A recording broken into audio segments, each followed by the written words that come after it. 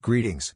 This is Honolulu Blue from HB Cruising, and I would like to take you for a brief journey inside of my head for planning what could be my next big solo adventure, a Transpacific cruise from the US to Australia and/or New Zealand in the fall of 2024.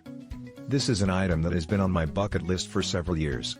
The pandemic has interrupted my planning, but now that all the countries involved have opened up and I have rearranged my life schedule, it's time to take a harder look at this. Several cruise lines offer Transpacific cruises each year, and I narrowed it down to these three. I'll take them in alphabetical order.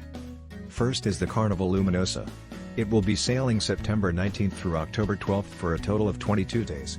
It leaves from Seattle and heads to Honolulu, 2 stops in French Polynesia, and a stop in Fiji before disembarking in Sydney. Current prices are about $3,000 for an interior cabin and $3,600 for an ocean view. This will be a new ship for me, though I have taken over a dozen cruises on Carnival. There are many pros to this journey. One is I have high enough status at Carnival to be able to get 5 bags of laundry cleaned for free. This will just about cover my needs for the journey. Second, it leaves from the continental United States, which means airfare will be less expensive. Third, I know I will have fun because Carnival is all about fun. I expect the sea days to be very busy and lively. Fourth, Carnival does special things for its longer journeys cruises, like a special 80s themed day in horse racing. And fifth, I have shares in Carnival Corporation, which means I get $250 in OBC, which will help cover the bills. The downsides as I see them are: first, this cruise has fewer ports than any of the others I will be comparing.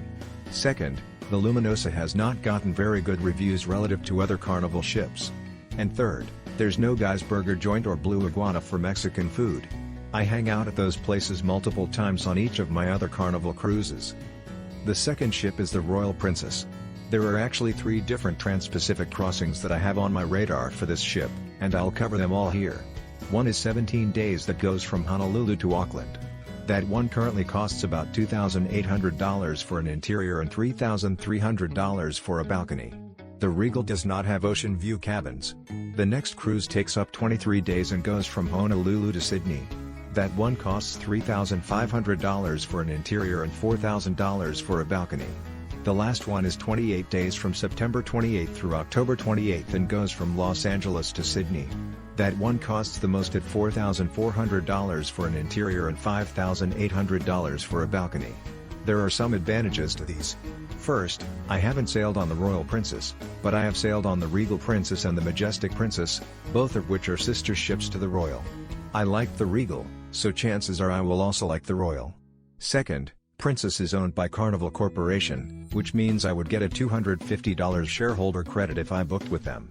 Third, the Princess cruises have more ports than the rest, with some being exclusive to them. And fourth, 3 of my most recent cruises have been with Princess. I like them well enough across the board, though I'll note that 3 of my favorite cabin stewards of all time have been on Princess ships. Of the downsides, one is that there's relatively little to do on Princess ships. Another is that I'm not sure that Princess will have enough fun activities and entertainment to cover these long trips. And finally, I find their buffet seating suboptimal, and fighting this for 2 to 4 weeks does not give me a warm and fuzzy feeling. The final ship I will cover is Royal Caribbean's Ovation of the Seas. This cruise lasts for 19 days from October 13th through November 1st. It sails from Honolulu to Sydney, stopping in Honolulu, 3 ports in French Polynesia, and 2 ports in New Zealand on the way. The prices I found were $2,500 for a studio interior cabin and $3,600 for an ocean view. The pros are: first, it hits many of the ports I want to go to on my list. Second, there's lots of stuff to do on board, so there's no need for me to board unless that's what I want. Third, it priced out is lower than any of these cruises, though that can change at any time. The disadvantages as I see them are: 1, this is a very big ship, perhaps bigger than I like. 2, I don't have much experience with Royal Caribbean, just 2 charter cruises.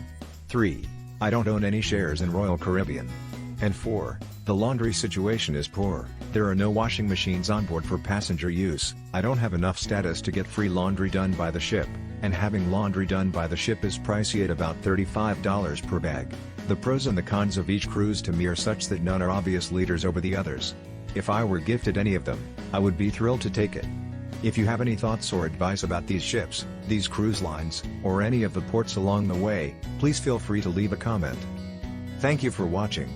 Please like this video and subscribe to this channel to alert others that I'm making videos of interest to cruisers and solo travelers.